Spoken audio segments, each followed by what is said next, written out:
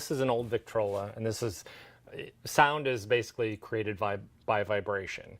And so even the needle on turntables nowadays is the same as the steel. It's actually a steel spike that's a needle that's on this.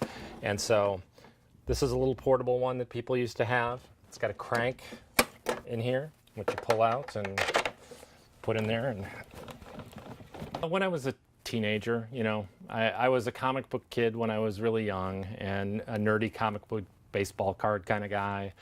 But then when I realized the cool people listen to music, I would listen to WLS and WCFL and listen to like Top 40 radio, and I didn't really start collecting though until I really got into high school.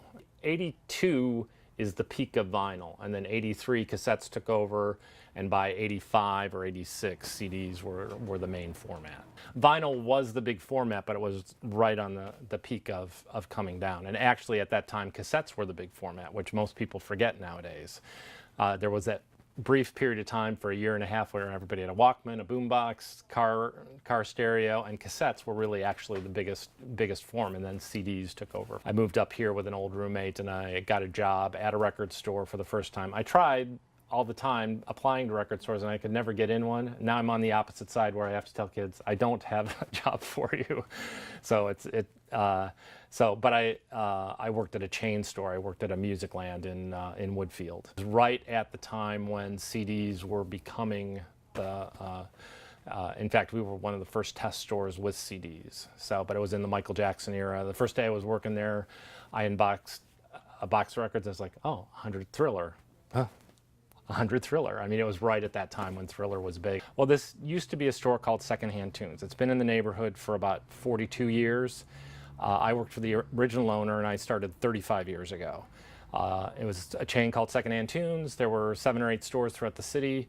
He sold it to an internet company that was going to become like the Amazon of CD stores, which was a good idea had they started it probably 5 years earlier. But by the time they did it, they wound up going bankrupt within a year and a half, and then out of the bankruptcy, a new chain came in, bought all the other assets, and I made an offer for this one location. And this store was the vinyl half, and next door, where the wine bar is now, that used to be the CD half. Stuff up on Discogs and some stuff up on eBay, but it's mostly stuff that it's been sitting around for a long time, and I'll give it a shot online. A lot of stores have tried to use online, and if you put all your good stuff up there, then people stop coming into the store because it's like, where's all the good stuff? Most of the income for the store comes from actually people coming into the store, and the day that I have to do most of my business online is the day that the door will close, because I don't enjoy doing that. Some from distributors. There's probably about 15 or 20 different distributors that I buy the new stuff from. Some smaller places, some one-stops, and that's where we get all the new releases. The used stuff is just stuff that's come in over the last 30 years, and people that still, bring in a pile of records. I've got this pile of records. I'm moving out of town. These are my parents' records, and I'm, we have no use for them.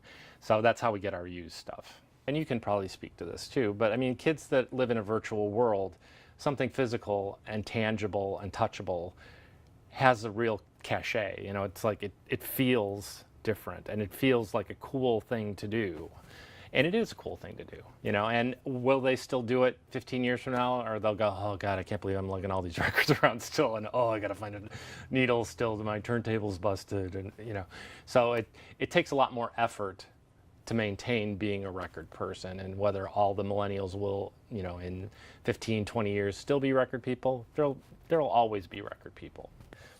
And spinning at the right speed, it'll slow down.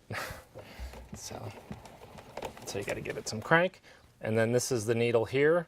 There's a little vibrator here, and the sound's going to come out there.